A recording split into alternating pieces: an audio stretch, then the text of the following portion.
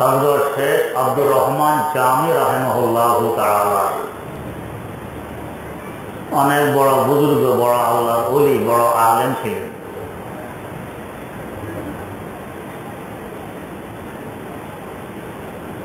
আব্দুর রহমান জামি রহমতুল্লাহ আলাইহি মুরিদ হওয়ার জন্য পীর খুঁজতেছিলেন। পীর, এখানে আমরা আবার তো প্রশ্ন করব, পীর কি খুঁজতে হয়? দলে দলে গরু ছাগল যেদিকে যায় ওদিকেই তো পীর আছে।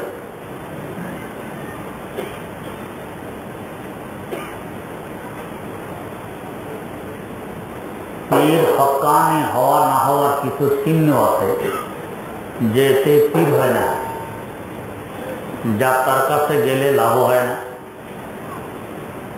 আল্লামা রুমি রহমতুল্লাহ আলাইহি বলেন, আয় বসা ইবলিস আদম রোয়ে খাস বদবহার দসতে নাশায়া দাদে দস, বদবহার দসতে নাশায়া দাদে দস। তো কিছু নামধারী পীর আছে, লেবাসে পোশাকে গদিয়ে পীর, যদিও সূরতে পীর, বাস্তবে ইবলিস। হযরত রুমি বলেন বাস্তবে ইবলিস। বদবহার দসতে নাশায়া দাদে দস, যাত্রার কাছে মুরিদ হলে লাভ হবে না, যাত্রার হাতে হাত দেওয়া যাবে না, খুঁজতে হবে। কিভাবে খুঁজবো কে হক্কানি পীর আর কে বাতিল, কে বন্ধ? ইমামুল হিন্দ শাহ ওলিউল্লাহ মুহাদ্দিস দেহলভী রহমতুল্লাহ আলাইহি আল কাউলুল জামিল নামক কিতাবে হক্কানি পীরের কিছু চিহ্ন, কিছু আলামত উল্লেখ করেছেন। হাকিমুল উম্মত মুজাদ্দিদুল মিল্লাত হযরত শাহ আশরাফ আলী থানভী রহমতুল্লাহ আলাইহি তালিমউদ্দিন নামক কিতাবে হক্কানি পীরের আলামত আর চিহ্ন উল্লেখ করেছেন। কে হক্কানি পীর আর কে বাতিল। এই আলামত এবং চিহ্নগুলো কোরআনে কারীমের আয়াত থেকে প্রমাণিত। আয়াত হল, রব্বানা ওয়াবআস ফীহিম রাসূলাম মিনহুম ইয়াতলু আলাইহিম আয়াতিক ওয়া ইউআল্লিমুহুমুল কিতাবা ওয়াল হিকমাতা ওয়া ইউযাক্কিহিম ইন্নাকা আনতাল আজিজুল হাকীম। এই আয়াত থেকে আলামতগুলো বেরিয়ে আসে। কি আলামত? এক নম্বর আলামত, ইয়াতলু আলাইহিম আয়াতিক, বিশুদ্ধভাবে কোরআনে কারীম পড়তে পারে, পড়াইতে পারে। যদি কেউ এমন হয় কোরআন পড়তে পারে না, অথবা পারে কিন্তু বিশুদ্ধভাবে পারে না, এই হক্কানি পীর হতে পারবে না। প্রথম আলামত, প্রথম চিহ্ন হলো কোরআন বিশুদ্ধভাবে তেলাওয়াত করতে পারে, আরেকজনকে পড়াইতে পারে। ইয়াতলু আলাইহিম আয়াতিক। কিভাবে পড়লে অর্থ ঠিক থাকবে, কিভাবে পড়লে অর্থ বিগড়ে যাবে, ঠিক থাকবে না, এগুলো বুঝতে হবে। যেভাবে সেভাবে পড়লে অর্থ ঠিক থাকবে না, সে হক্কানি পীর হতে পারবে না। এমন বহু পীর আমাদের দেশেও আছে, কোরআনে কারীম পড়তে পারে না, লেখাপড়া মোটেও করেনি, করলেও অন্য লাইনে কোরআন শরীফ পড়তে পারে। মানুষ যতই তার কাছে বলুক হক্কানি পীর নয়, আমার অন্তরের বিশুদ্ধতা এর দ্বারা অর্জন হবে না, সমানষ্ট হবে। দুই নম্বর আলামত আর চিহ্ন, ওয়া ইউআল্লিমুহুমুল কিতাব, কোরআনে কারীম বুঝে, অর্থ বুঝে, ব্যাখ্যা বুঝে, এমন হইতে হবে। কি পরিমাণ বুঝবে? কোরআন তো একটা অথাই সাগর, এই সাগরের কোনো কুল কিনারা নেই। কি পরিমাণ বুঝতে হবে? কোরআন তো এমন এক সাগর যার শানে বলা হয় বড় হয় নিরতি বড় হয় মায়ে। কোরআনের এলেম যতই শিখবেন এর হলো অল্প, থাকবে বেশি। যতই শিখবেন এটা অল্প হবে, থাকবে বেশি। তো কি পরিমাণ কোরআনের এলেম লাগবে? হক্কানি পীর হতে হবে। শাহ ওলিউল্লাহ মুহাদ্দিস দেহলভী রহমতুল্লাহ আলাইহি বলেন,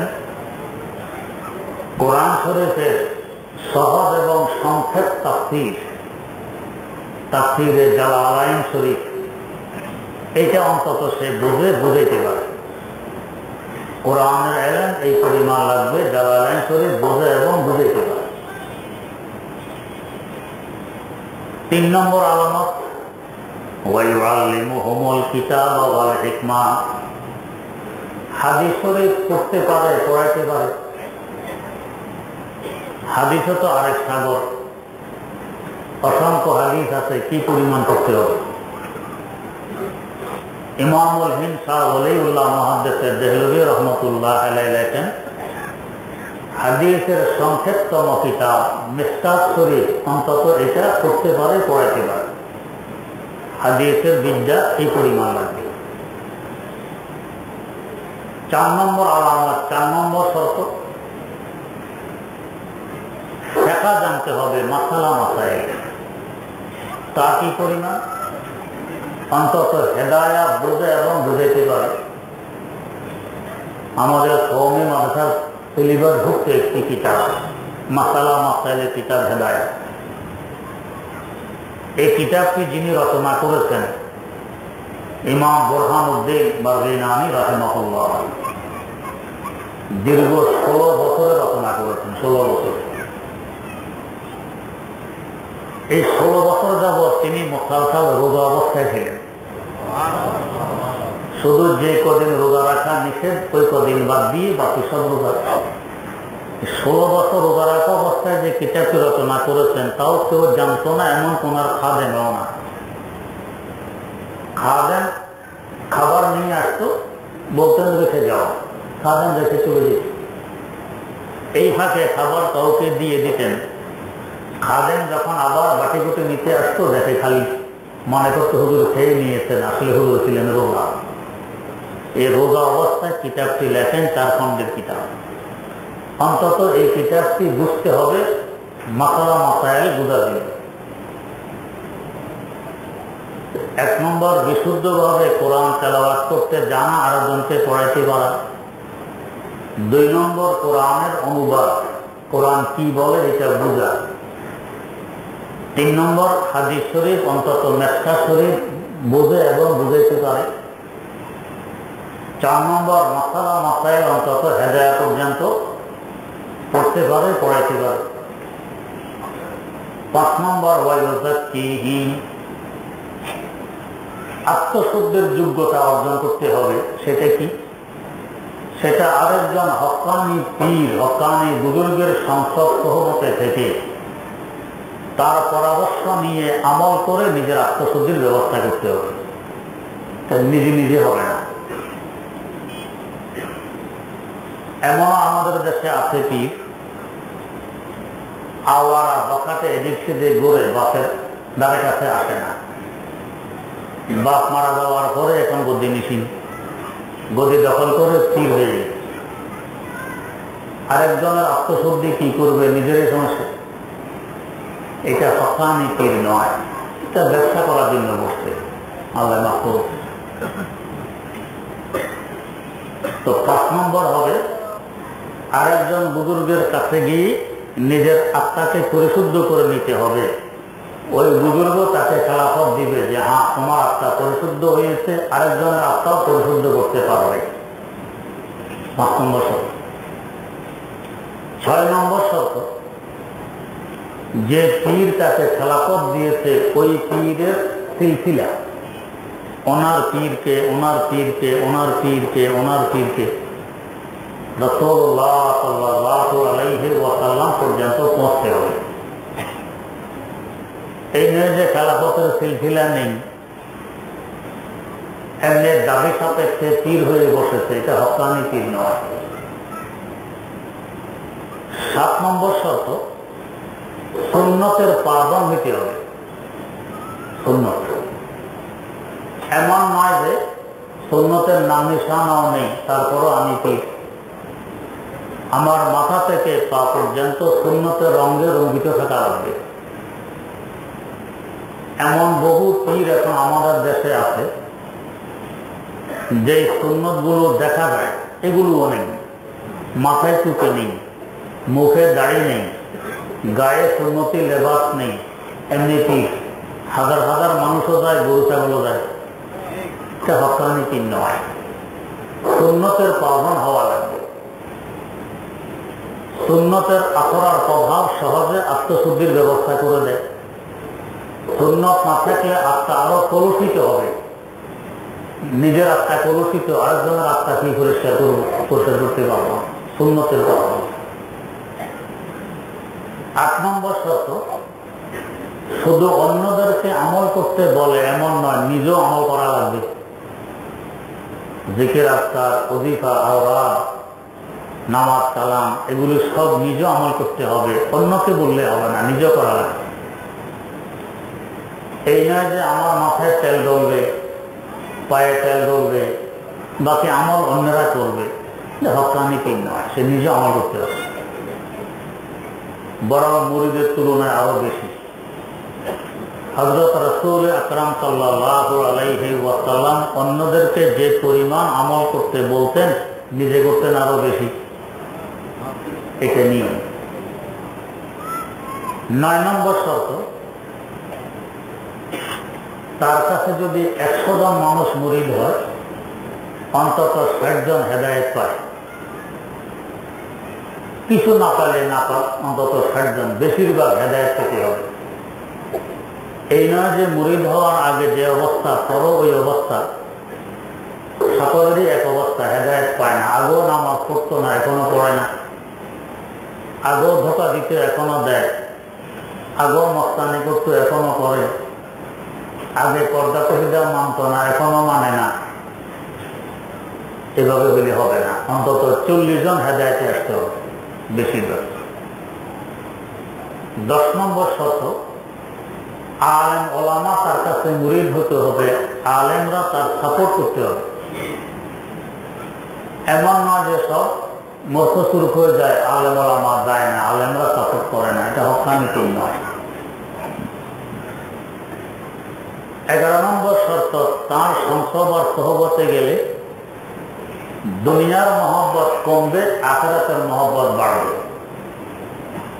মখলুকের মহব্বত কমবে, খালেকের মহব্বত বাড়বে, আল্লাহর মহব্বত বাড়বে। এমন নয় যে তার কাছে গেলে দুনিয়ার মহব্বত আরো বাড়ে, এটা হকানি পীর নয়। 12 নম্বর শর্ত, এমন হইতে হবে যার চেহারা দেখলে আল্লাহ রাব্বুল আলামিনের কথা স্মরণ হয়। এমন না যে চেহারা দেখলে দুনিয়ার কথা স্মরণ হয়, হকানি পীর নয়। এই 12টি শর্ত যার মধ্যে পাওয়া যাবে সে হকানি পীর হবে। একটি শর্ত যদি অনুপস্থিত থাকে, হকানি পীর নয়, এর কাছে মুরিদ হলে লাভ হবে না। তো শেখ আব্দুর রহমান জামি রহমতুল্লাহ আলাইহি পীর খুঁজ দিয়েছেন, আজ থেকে 700-750 বছর আগের কথা। তখন তো দুনিয়ার অবস্থা আরো কত ভালো ছিল, এখনকার মতো এত ফেতনা ফাসাদ, এত গান্দা ছিল না। তারপরও খুঁজ দিয়েছেন, শোনেন যে অমুকখানে পীর আছে, তো যান, গিয়ে দেখেন যে সকল শর্ত পাওয়া যায় না, তো ফিরে চলে আসে। মন টানে না, পছন্দ হয় না, ফিরে চলে আসে। এভাবে খুঁজতে খুঁজতে হয়রান। শেষমেশ সংবাদ পাইলেন অমুক জায়গায় একজন পীর আছেন, উনি হইলেন হযরত খাজা ওবায়দুল্লাহ আহরা রাহিমাহুল্লাহ। সফর করে গেছেন তার খানকায়, গিয়ে দেখেন অঢেল সম্পদের মালিক। এটা আমার বলার উদ্দেশ্য, অঢেল সম্পদের মালিক, বেহিসাব সম্পদ। মনটা খারাপ হয়ে গেল, এত কষ্ট করে এত দূর থেকে সফর করে এসেছি, বড় আল্লাহ বুজুর্গ, এখন দেখি দুনিয়াদার কষ্টটা বেহুদা করলাম, বিফল গেল, মন খারাপ। মুরিদ হওয়া দূরের কথা, সাক্ষাৎ করলেন না। যেহেতু অনেক দূর থেকে সফর করে এসেছেন, পরিশ্রান্ত ছিলেন, ক্লান্ত ছিলেন, তো খাজা সাহেবের মসজিদেই বিশ্রাম করতেছিলেন, শুয়ে পড়তেন, ঘুম এসে গেছে। আল্লাহ রাব্বুল আলামিনের কিছু বান্দা আছেন, এদেরকে বলা হয় মুওয়াফফাক মিনাল্লাহ, আল্লাহর পক্ষ থেকে তৌফিক প্রাপ্ত। আল্লাহ হাত ধরে ধরে এদেরকে সিরাতে মুস্তাকিমের উপরে রাখেন, প্রদর্শন করতে দেন না। কিছু বান্দা এমনও আছে। তো শেখ আব্দুর রহমান জামি রহমতুল্লাহ আলাইহি শুয়ে পড়েছেন, ঘুম এসে গেছে। ঘুমের মধ্যে স্বপ্নে দেখতেছেন কিয়ামত কায়েম হয়ে গেছে, অসংখ্য মানুষ হাসর মাঠে সমবেত, মানুষের কষ্টের শেষ নেই। 50,000 বছর অপেক্ষার পর আল্লাহ রাব্বুল আলামিন বিচারাসন গ্রহণ করলেন। মানুষ হিসাব দিতেছে, হিসাব দিতে দিতে আব্দুর রহমান জামি রহমতুল্লাহ আলাইহির সিরিয়াল এসে গেছে। এখানে রাওয়ায়াত দুই ধরনের। এক রাওয়ায়াত হলো হাসর মাঠে তিনি হিসাব দিতে যাবেন, এই সময় কিছু লোকজন তাকে বেরিয়ে ধরেছে, দুনিয়া থাকা অবস্থা তোমার কাছে আমি এই জিনিস পাওনা ছিলাম, আমি এই টাকা পাওনা ছিলাম, আমি এই বস্তু পাওনা ছিলাম, এগুলো দেওয়া। কোথেকে দিবেন? হাসর মাঠে তো টাকা পয়সা নেই, এগুলো নেই। এই হলো এক রাওয়ায়াত। আর এক রাওয়ায়াত হলো হিসাব দিতে গিয়ে দেখেন মাত্র 1 পয়সার নেকির ঘাটতির কারণে নেকির পাল্লা হয়ে গেছে হালকা, বদির পাল্লা হয়ে গেছে বাড়ি। হায় হায়, কত কাকুতি মিনতি করলেন, কান্নাকাটি করলেন। আল্লাহ পাক বললেন আজকের দিনে আইন আইন মোটেও ভঙ্গ করা যাবে না। নেকির পাল্লা যে পর্যন্ত ভারী না হবে জান্নাত পাবে না। এখন কোথায় পাবে নেকির? নেকির পাল্লা ভারী হবে কিভাবে? অনেক কাকুতি মিনতির পর আল্লাহ পাক একটু সুযোগ দিলেন। কি সুযোগ? যাও, যদি কারোর কাছে নেকি পেয়ে যাও, 1 পয়সা নেই, ওই নেকি এনে নেকির পাল্লায় দিবে, ভারী হবে, তারপরে জান্নাত পাবে, এর আগে নয়। মনে মনে খুশি, 1 পয়সার নেকি তো যাত্রার কাছেই তো পাওয়া যাবে, 1 পয়সার নেকি। কিন্তু হাসর মাঠের ভয়াবহ অবস্থা। সবাই তো আতঙ্কিত, হায় আমার কি অবস্থা হবে, হায় আমার কি অবস্থা হবে। 1 পয়সা কেন? 1 পয়সার 100 ভাগের 1 ভাগ নেকির অভাব হলেও তো জাহান্নামী হতে পারে। এখানে অবস্থা তো হবে আদম সে ঈসা নবী নফসি পুকারে ওয়াসবি, आदम से ईसा नबी नफ्सी पुकारे वासबी, बोले वहाँ एक उम्मती अहमद नबी साहिब हशम, बोले वहाँ एक उम्मती अहमद नबी साहिब हशम।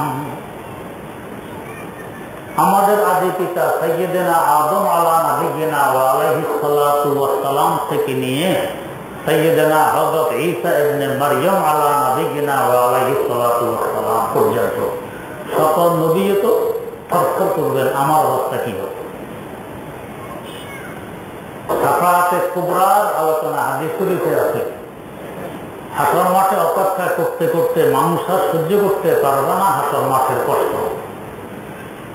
পরামর্শক্রমে আমাদের আদি পিতা আদম আলাইহিস সালামের কাছে গিয়ে বলবেন, হুজুর আমরা সবাই তো আপনারই ছেলে। ছেলে সন্তানের কষ্ট মানে পিতা মাতার কষ্ট।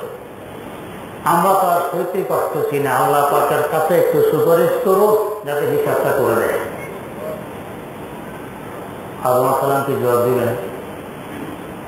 লাস্তু মিনহুম, সুপারিশকারীদের মধ্য থেকে আমি নই, এই কাজ আমার দ্বারা হবে না। কেন? আল্লাহ পাক নিষেধ করেছেন লা তাকরাবা হাযিহি শাজারা, এই গাছের কাছে যেও না, আমি গেছি। আর যদি পাকড়াও হয় আমার গতি কি হবে? আমিও তো আসামি, আসামি কিছু বের করতে পারে, আমার দ্বারাই হবে। এভাবে এক একজন নবীর কাছে আসবেন, সকলেই অস্বীকার করবেন আমার দ্বারাই হবে না। কি পরিমাণ আতঙ্কিত থাকবেন সবাই, কেমন ভয়াবহ অবস্থা হবে, কে দিবে একটা নাকি? হযরত আব্দুর রহমান জামি রহমতুল্লাহ আলাইহি পেয়ে গেলেন একজন অন্তরঙ্গ বন্ধুকে। দুনিয়া থাকা অবস্থায় যেন কলিজা কেটে খাওয়াই দিবে এই পরিমাণ বন্ধুত্ব। বন্ধু, আমাকে 1% নেকি দাও। 1% নেকির অভাবে তোমার এই বন্ধু আব্দুর রহমান জামি জাহান্নামের আগুনে জ্বলবে, নেকি দাও। বন্ধুর চোখ রাঙ্গা করে বলবেন, কে এসেছে আমার বন্ধুর পরিচয় নিয়ে, সবাই এখান থেকে, আমার কোনো বন্ধু বান্ধব নেই। ইয়াউমা ইয়াফিরুল মার'উ মিন আখিহি ওয়া আবিহি ওয়া উম্মিহি ওয়া বানিহি। সবাই তো ওদিন সবাই থেকে বাঁচবে নিজের চিন্তা। গেল নিজের প্রতিবেশীর কাছে, অস্বীকার, তোমাকে চিনি না। পেয়ে গেলেন আব্বাকে, আব্বাকে পেয়ে চেয়ে বসে, আব্বা আমাকে 1% নেকি দেন, আমি আপনার ছেলে আব্দুর রহমান জামি। অস্বীকার করলেন, হে তুমি আমার ছেলে সব, আমি তোমাকে চিনি না। হায় হায়, শেষ আশ্রয়স্থল মা। সন্তানের কাছে মা সবচেয়ে বড় আশ্রয়স্থল, এর থেকে বড় আশ্রয়স্থল আর কিছু নেই। চাই সন্তান বড় হোক, চাই সন্তান ছোট হোক। ছোট হলে তো প্রকাশ করে, কারোর সাথে মারামারি লাগিয়ে আমার আম্মাকে বলে দিব, মানে আমার আম্মা তোমার প্রতিশোধ নিয়ে নেবে। কোথাও মার খেতে আরম্ভ করলে মা মা করে কান্নাকাটি চিৎকার। মা সবচেয়ে বড় আশ্রয়স্থল দুনিয়াতে, এর থেকে বড় আশ্রয়স্থল আরেকটি নেই। মা সবচেয়ে বড় দোয়ার ভান্ডার, এর থেকে বড় দোয়ার ভান্ডার দুনিয়াতে আরেকটি নেই। সন্তানের জন্য মা যে পরিমাণ দোয়া করবেন, এই পরিমাণ দোয়া দুনিয়াতে আর কেউ করবে না। নিষ্কলুষ ভালোবাসা একমাত্র বাঁচবে মা। অন্যদের কিছু স্বার্থ থাকতে পারে, মায়ের কোনো স্বার্থ নেই। নিজে খাবে না, নিজে করবে না, নিজে আরাম করবে না, তারপর সন্তান খাবে, সন্তান করবে, সন্তান আরাম করবে, এটা একমাত্র মায়ের বৈশিষ্ট্য। তাই ইসলামের দৃষ্টিতে মায়ের হক সবচেয়ে বেশি। নিজের রক্ত থেকে সৃষ্টির দুধ পান করে সন্তানকে বাঁচাইল, আর কি করবে? তো শেষ আশ্রয়স্থল মা। মার কাছে গিয়ে ধন্না দিলেন, মা আমি আপনার আদরের দুলাল আব্দুর রহমান জামি। মা কত ত্যাগ, কত চিকিৎসা, কত কোরবানি স্বীকার করেছেন আমার দুনিয়া। আপনার সেই আদরের দুলাল আব্দুর রহমান জামি মাত্র 1% নেকির ঘাটতির কারণে জাহান্নামের আগুনে জ্বলবে। মা আপনি কি সত্যি পারবেন? মা 80% নেকি আমাকে দিয়ে দেন, আপনার আদরের দুলাল জান্নাতবাসী হতে পারে। কিন্তু ওই দিনের ভয়াবহতা, মায়ের মতো আশ্রয়স্থল, মায়ের মতো মায়া মমতার ভান্ডার, মায়া মমতার পাহাড়, তিনিও সন্তানকে ভুলে যাবেন। এই অবস্থা হবে ওই দিন হাসর মাঠে। আদম সে তারে নবী নফসে পুকারে ওয়া সবি, आदम से तारीसा नबी नस्ती पुकारे वहाँ सभी, बोले वहाँ एक उम्मती अहमद नबी साहिब हसन। একমাত্র ভুলবে না সেদিন একজন, উনি মুহাম্মদুর রাসূলুল্লাহ সাল্লাল্লাহু আলাইহি ওয়াসাল্লাম। কুরবান চাওয়াতে এমন লোকের উপর একমাত্র তিনি উম্মতে উম্মতি বলবেন, উম্মতের চিন্তায় চিন্তিত থাকবেন, উম্মতের ব্যথায় ব্যথিত থাকবেন।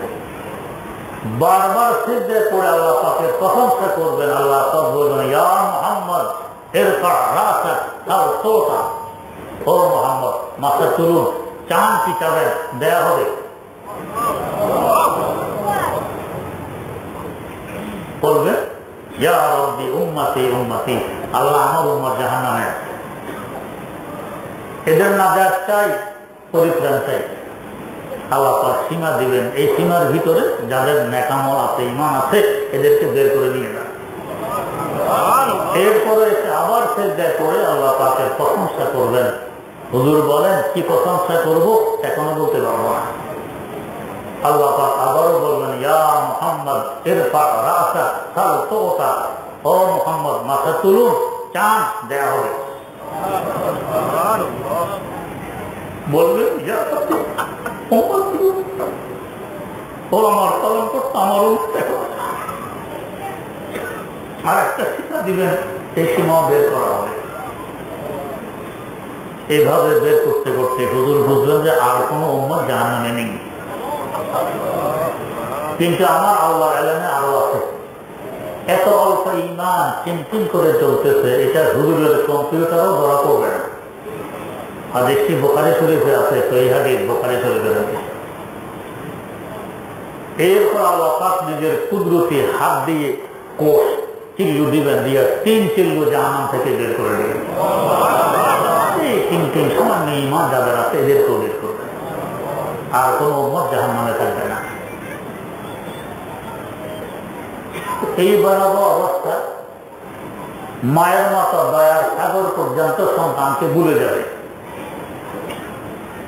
মায়ের কাছে ধর্ণা দিয়ে 1% নেকি চাওয়ার পর মা বলবেন, কে তুমি আমার ছেলের করে চলে এসেছ, সরো এখান থেকে, আমি তোমাকে চিনি না। হায় হায় হায়, কি অবস্থা হবে।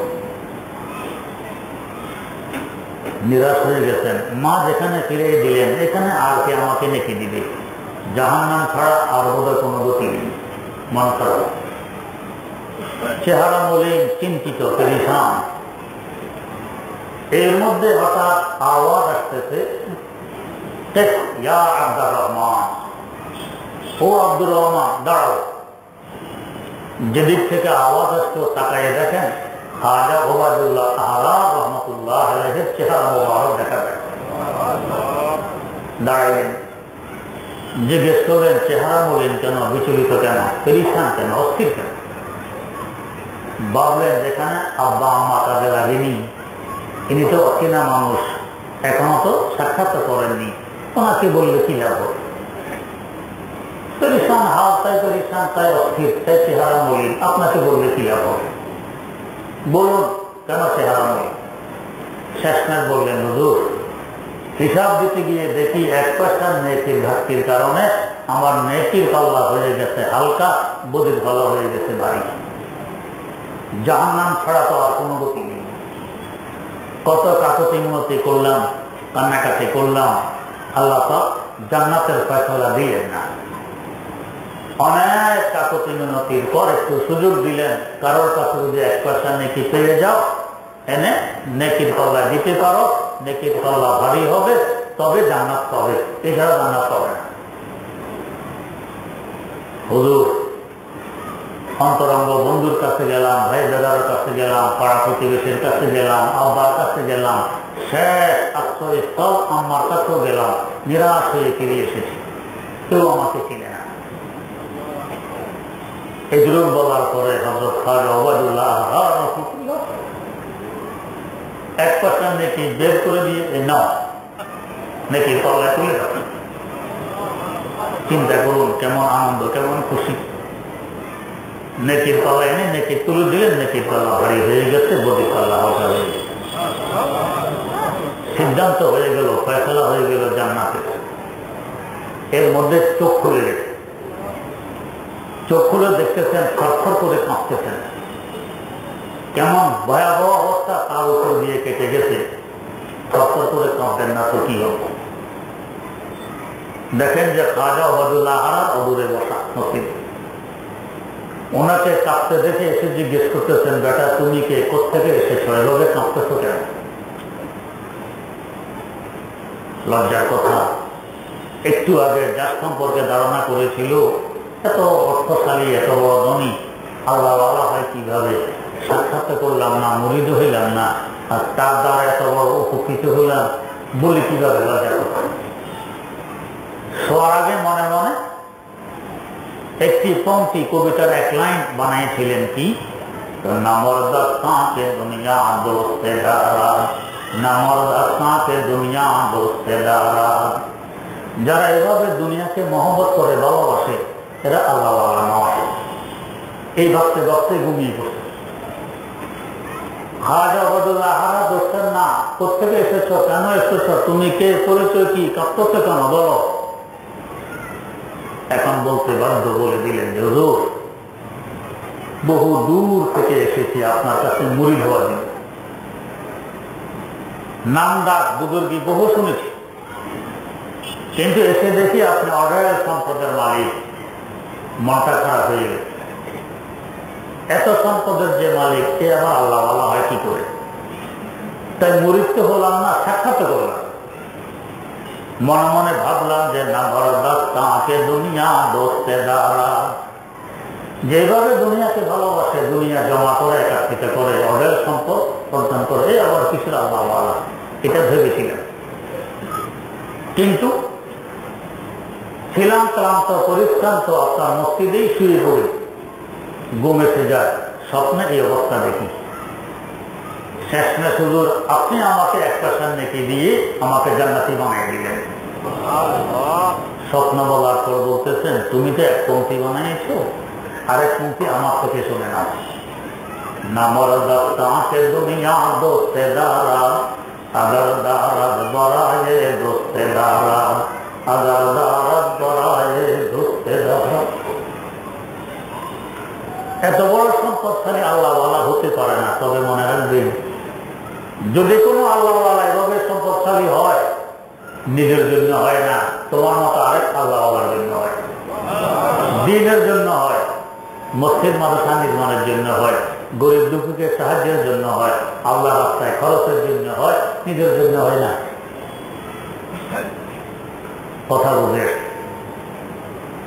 কথা বুঝে আসছে যে সম্পদের নাম দুনিয়া নয়। আল্লামা রুমি রহমতুল্লাহ আলাইহি মক্তবে শরীফে লিখেছেন, চিত্তে দুনিয়া আজ খোদা গাফেল গুদান, চিত্তে দুনিয়া আজ খোদা গাফেল গুদান, নায়কো মাসো নফরাবো ফরজন দোজন, নায়কো মাসো নফরাবো ফরজন দোজন। দুনিয়া সোনা রূপা টাকা পয়সা জায়গা জমিনের নাম নয়। দুনিয়া হইল আজ খোদা গাফেল গুদান, আল্লাহ থেকে উদাসীন থাকা, সচেতন থাকা, আল্লাহ থেকে দূরে থাকা, এটা হলো দুনিয়া। একজন ফকির এক টাকাও তার পকেটে নেই, কিন্তু আল্লাহ হাতে নেই। আল্লাহ আল্লাহ করে ভিক্ষার জন্য, লা ইলাহা ইল্লাল্লাহ করে ভিক্ষার জন্য, আল্লাহকে পাওয়ার জন্য নয়। আমি মাঝে মধ্যে ভাবি যে সারাদিন যে লোকটা একটা থালা হাতে নিয়ে আল্লাহ আল্লাহ করতেছে, যদি আল্লাহকে পাওয়ার জন্য করতো তবে আল্লাহ ওই হয়ে যেত। এই পয়সা লালসা এটা না করে আল্লাহর সাথে সম্পর্ক গড়ার জন্য করলে তাকে আর পয়সা চাইতে হতো না, আল্লাহ তাকে গায়েব থেকে ব্যবস্থা করতেন। কারণ রিজিক দাতা তিনি। যে যেরকম আমার ব্যাপারে ধারণা পোষণ করে তার সাথে আমি ওই রকমের ব্যবহার করি। এই মনে করে ভিক্ষা ছাড়া আমার রিজিক চলবে না, আল্লাহ এই ব্যবহারে করেন, তাকে ভিক্ষাই করা লাগে। আরেকজন বলবে না, ভিক্ষা করা লাগবে না, ইজ্জতের সাথে আমার আল্লাহ আমার রিজিকের ব্যবস্থা করবেন, আমি দিনের খেদমতে নিয়োজিত থাকবো, আল্লাহ তাকে ইজ্জতের সাথে রিজিকের ব্যবস্থা করে দেন। আমার আল্লাহ নেই না হওয়ার চিন্তা করুন। একরকম পাখি আছে গ্রাম দেশের পাখি, এটাকে বলেন মাছরাঙ্গা পাখি। দেখতে খুব সুন্দর, ছোট পাখি, এই সবুজ কালারের মাছরাঙ্গা পাখি। ছোট মাছ তার প্রিয় খাদ্য, ছোট মাছ। সে পুকুরের পাড়ে, নদীর কিনারায়, গাছের ডালে বসে থাকে। যখনই একটা ছোট মাছ দেখে পানির উপরে ভেসে উঠেছে, সঙ্গে মাছটি খেয়ে নেয়। তার প্রিয় খাদ্য ছোট মাছ। আর এদিকে নদীতে কুমির বসবাস করে, কুমিরের প্রিয় খাদ্য হলো এই মাছরাঙ্গা পাখি। কুমির অপেক্ষায় থাকে মাছরাঙ্গা কখন পানিতে ঝাঁপ দিবে, ঝাঁপ দিলেই কুমির এসে খপ করে ধরে খেয়ে যাবে। রিজিক কি জিনিস! সে নিজের পেট ভরার জন্য ঝাঁপ দিয়েছে, ছোট মাছ খেয়ে পেট ভরবে, আরেকজনের পেটের খোরাক হয়ে গেছে।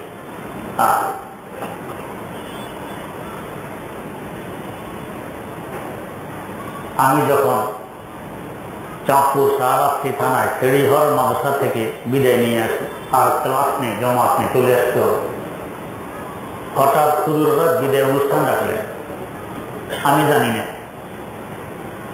জোর সময় বললেন ছাত্র ওস্তাদ সবাই বসবেন, সবাই বসেছে। আমাকে বললেন দেলাওয়ার কিছু বলো, তুমি তো চলে যাবে, কিছু বলো। হঠাৎ করে এখন আমি কি বলবো? এর আগে বিদায় অনুষ্ঠান কখনো দেখি উনি জানিও না, কি বল। ওস্তাদ হুকুম করেছেন কিছু বলো, তো দাঁড়িয়ে একটা শেয়ার করলেন, মা দরকা পায়ে রিজক আজাল দরকা পায়ে মা। আমরা রিজিকের পিছনে দৌড়ি, মৌত আমাদের পিছনে দৌড়ি। যেখানে রিজিক আছে আমাকে দৌড়িয়ে সেখানে পৌঁছতে হবে, আর যেখানে আমি আছি মৌত দৌড়ে মৌত এখানে পৌঁছতে হবে। মৌতকে এতদিন হয়তো মাদ্রাসা আমার রিজিক ছিল, আমি এখানে ছিলাম, সামনে হয়তো এখানে আমার রিজিক নেই। কোথায় রিজিক আছে সেখানে আমাকে যেতে হবে। মা দরকা পায়ে রিজক আজাল দরকা পায়ে মা। তো মাছরাঙ্গা পাখি তার রিজিকের জন্য ঝাঁপ দিল নদীতে, পুকুরে। সে আরেকজন রিজিক হয়ে গেল, কুমির খপ করে তাকে খেয়ে দিল। তো ছোট মাছের জম মাছরাঙ্গা পাখি, আর কুমির জম মাছরাঙ্গা পাখি। কিন্তু কিছুদিন পর পর কুমিরের দাঁতে চিপায় পোকা জন্মানে, পোকা দাঁতে পোকা হয়, মানুষের দাঁতও হয়, চোখে হয়। তখন বিড়বিড় করে চুলকায়, অস্থির হয়ে যায়। কুমিরের যখন দাঁতের চিপায় পোকা হয়, এ পোকার কামড় বিড়বিড়ি সইতে না পেরে কুমির দাঙ্গায় ওঠে, ওঠে সূর্যের দিকে।